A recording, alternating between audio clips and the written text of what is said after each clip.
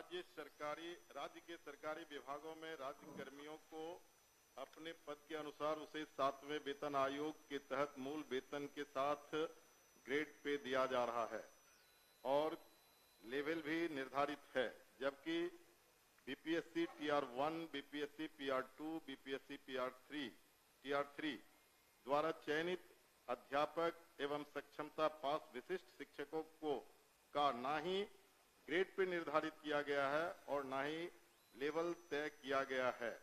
सिर्फ नियोजन के तहत वर्ग 1 से 5 के अध्यापकों को एवं विशिष्ट शिक्षकों को 25,000, वर्ग 6 से 8 के अध्यापक को 28,000, वर्ग 9 से 10 के अध्यापक एवं विशिष्ट शिक्षकों को 31,000, वर्ग 11 से 12 के अध्यापक एवं विशिष्ट शिक्षकों को 32,000 रुपया मूल वेतन दिया जा रहा है, जो 7वें वेतन आयोग से बिल्कुल अलग है, जिसके कारण भविष्य में अध्यापक एवं विशिष्ट अध्यापकों को 8वें वेतन आयोग के लाभ से वंचित रहना पड़ सकता है, जबकि उक्त शिक्षकों को भी राज्य कर्मी का दर्जा प्राप्त है।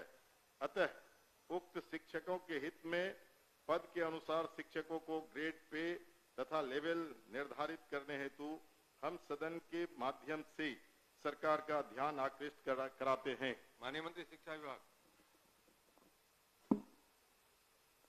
अध्यक्ष महोदय, वस्तुस्थिति यह है कि पंचायती राज संस्थाओं एवं नगर निकाय संस्थाओं द्वारा नियुक्त शिक्षकों को समान कार्य के बदले समान वेतन देने से संबंधित माननीय सर्वोच्च न्यायालय में दायर SLP-C संख्या 20/2018 बिहार सरकार एवं अन्य बनाम बिहार माध्यमिक शिक्षक संघर्ष समिति एवं अन्य के साथ दिनांक 10/5/2019 को पारित आदेश, जिसमें माननीय उच्च न्यायालय के द्वारा समान कार्य के बदले समान वेतन देने हेतु पारित आदेश को निरस्त कर दिया गया है। राज्य सरकार पंचायती राज संस्थाओं एवं नगर निकाय संस्थाओं द्वारा नियुक्त शिक्षकों को बेहतर वेतन एवं सेवा शर्त हेतुकृत संकल्पित रही है। राज्य सरकार ने सहानुभूति पूर्वक इन शिक्षकों को 1/9/2020 से EPF योजना, जिसमें राज्य सरकार के द्वारा लगभग 5% अंशदान दिया गया है, से आच्छादित करते हुए दिनांक 1/4/2021 से 15% का वेतन वृद्धि किया गया। पुनः राज्य सरकार द्वारा स्थानीय निकाय शिक्षकों को बेहतर सेवा शर्त एवं वेतन प्राप्त हो के परिप्रेक्ष्य में बिहार विद्यालय विशिष्ट शिक्षा नियमावली 2023 अधिसूचित किया गया। नए शिक्षकों के नियुक्ति हेतु बिहार राज्य विद्यालय अध्यापक नियुक्ति, स्थानांतरण, अनुशासनिक कार्रवाई एवं सेवा शर्त नियमावली 2023 अधिसूचित किया गया। सरकार द्वारा इन दोनों नियमावली से नया पद सृजित किया गया। यह पद 7वें वेतन आयोग लागू होने के बाद सृजित किए गए हैं, इसलिए यह पद 7वें वेतन आयोग द्वारा निर्धारित पदों में सम्मिलित नहीं है। सरकार द्वारा सरकार के अन्य बहुत सारे पद सृजित किए जाते हैं जो 7वें वेतन आयोग में सम्मिलित नहीं होते हैं। इन दोनों नियमावली के तहत वर्ग 1 से 5 के शिक्षकों को 25,000, वर्ग 6 से 8 के शिक्षकों को 28,000, वर्ग 9 से 10 के शिक्षकों को 31,000 एवं वर्ग 11 से 12 के शिक्षकों को 25,000 प्रारंभिक वेतन निर्धारित करते हुए पे मैट्रिक्स का निर्धारण किया गया। उक्त नियमावली के तहत शिक्षकों को बेहतर प्रोन्नति का लाभ दिया गया। अगले संभावित जो वेतन आयोग 8वां वेतन आयोग में ये शिक्षा विभाग द्वारा इन विद्यालय अध्यापकों एवं विशिष्ट शिक्षकों के वेतन मान को उचित स्तर पर निर्धारित करने हेतु वित्त विभाग को अनुशंसित किया जाएगा। महोदय, मैं पूरे वक्तव्य को मैं सुना। सरकार बीपीएससी का एग्जामिनेशन लेकर के सरकार ने घोषणा किया कि वो राज्यकर्मी होंगे। दूसरी बात की सरकार ने ही घोषणा किया कि सक्षमता परीक्षा पास जो कर जाएंगे शिक्षक वो राज्यकर्मी होंगे। तो जब राज्यकर्मी होंगे तब फिर क्या औचित्य है कि आप उसको 7वें वेतन के लाभ से अलग रखेंगे, उस श्रेणी में नहीं रखेंगे? क्यों उसको राज्यकर्मी का दर्जा देते हुए और राज्यकर्मी की घोषणा करते हुए उस लाभ से सरकार क्यों वंचित रखना चाहती है? ये मैं जानना चाहता हूं। माननीय मंत्री। अध्यक्ष महोदय, इसमें जो विचार विमर्श किया गया वित्त विभाग से, ऐसी बात नहीं है कि सहानुभूति तो पूरी रखी गई। एक और आंकड़ा मैं पढ़ना चाहूँगा सदन के सामने। वर्ष 2003 में जो नियुक्त प्रशिक्षित शिक्षा मित्र थे, प्रारंभ में उनका नियत वेतन प्रति माह था 1500, जो वर्तमान सकल वेतन प्रति माह हो गया 31,340। वर्ष 2006 में नियुक्त पंचायत प्रखंड नगर शिक्षक थे 5000, उनका वर्तमान सकल वेतन प्रति माह हो गया 29,410। वर्ष 2010 में नियुक्त पंचायत प्रखंड नगर शिक्षक 7000 था वेतनमान, तो उनका हो गया आज के दिन में 29,410। वर्ष 2013 में नियुक्त पंचायत प्रखंड नगर शिक्षक 10,000 थे, उनका आज के दिन में 29,410 सकल वेतन प्रति माह हुआ।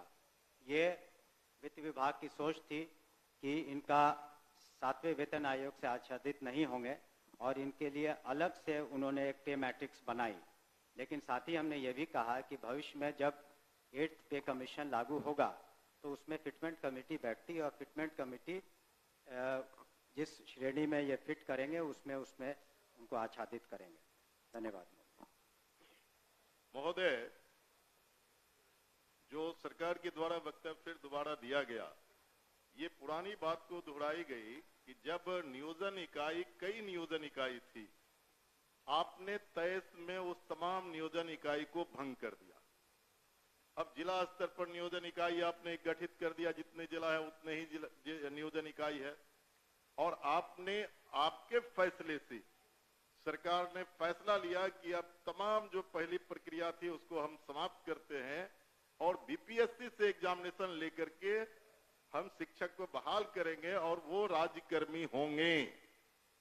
दूसरा, कि सरकार से हम लोग बात कर रहे थे कि जो पुराने तरीके से पंचायत से, प्रखंड से, जिला परिषद से जिन शिक्षकों को नियोजित किया गया उनको आप सरकारी कर्मी घोषित कीजिए। सरकार ने एक फैसला लिया, सक्षमता परीक्षा जो पास करेगा वो सरकारी कर्मी होंगे।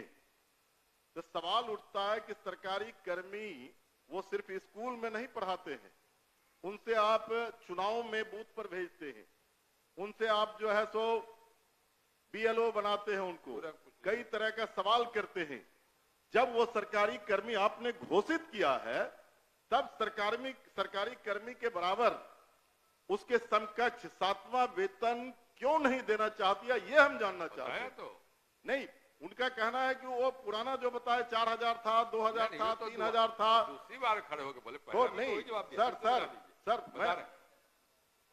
अध्यक्ष महोदय, जब ये पूरा मामला वित्त विभाग में गया, वित्त विभाग इसमें सारी निर्णय लेता है। पे मैट्रिक्स उन्होंने नया किया और कहा कि ये 7वें वेतन आयोग से आच्छादित नहीं होंगे। और दूसरी बात ये भी है, हम इस बात को स्वीकार कर रहे हैं कि भविष्य में जब 8th पे कमीशन का इन्होंने बात उठाई है, तो जब भी पे कमीशन केंद्र सरकार के द्वारा जब वो लागू होता है तो यहाँ बिहार में भी फिटमेंट कमेटी बैठती है और फिटमेंट कमेटी के अनुसार उस वक्त इसमें जिसमें करेंगे हम लोग अनुशंसा करेंगे। लेकिन अंतोगत्वा इन सभी मामलों में वित्त विभाग अपने वित्तीय प्रबंधन के तहत ही अंतिम फैसला देता है, जिसको सभी को स्वीकार करना पड़ता है। धन्यवाद। हो गया आपका। नहीं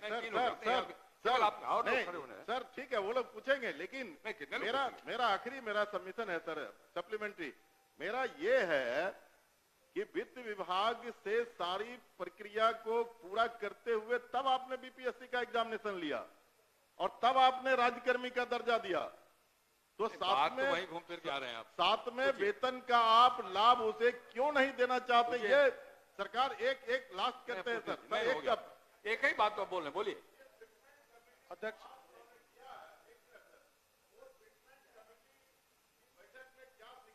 इन मुद्दों को रखा जाएगा, कह तो रहे।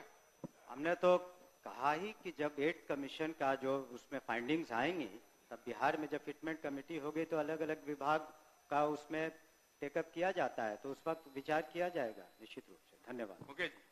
अध्यक्ष महोदय, वर्ष 2023 में नियोजित शिक्षकों को महागठबंधन की सरकार में राज्यकर्मी का दर्जा दिया गया था महोदय। और ध्यान आकर्षण जो शिक्षकों के हित में उनके पद के अनुसार ग्रेड पे और उनका लेवल जो तय करना है वो सरकार कब तक देने का विचार रखती है, यदि राजेश जी, देने का विचार राजेश जी, रखती है तो कब तक, नहीं तो क्यों? पूछिए, एक ही बात हो रही है। आपके माध्यम से मैं शॉर्ट में दो पूरक पूछना चाहता हूं। क्या सरकार को ग्रेड पे निर्धारण करने में आर्थिक बोझ आ रही है, और यदि ये आर्थिक बोझ आ रही है तो सरकार बतावे कि कितने की आर्थिक बोझ आ रही है, तब जो है वो इनको करने में क्या कठिनाई आ रही है आर्थिक बोझ आने में। ये मेरा सवाल है। बैठिए, और कोई पूछने वाले नहीं ना है? चलिए आप बताइए।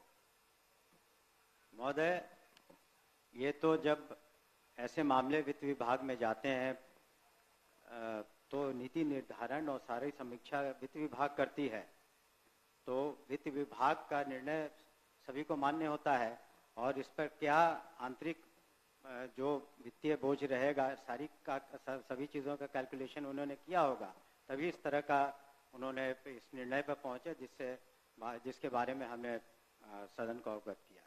अध्यक्ष माननीय महोदय, सर, अध्यक्ष विद्यासागर महोदय, केसरी, अध्यक्ष आपने महोदय, सूचना को पढ़े? अध्यक्ष बैठी, हो गया? नहीं, अरे एक 3 बार जवाब दिए, 3 बार वही सवाल खड़ा किया जो आप पढ़िए। अभी केसरी जी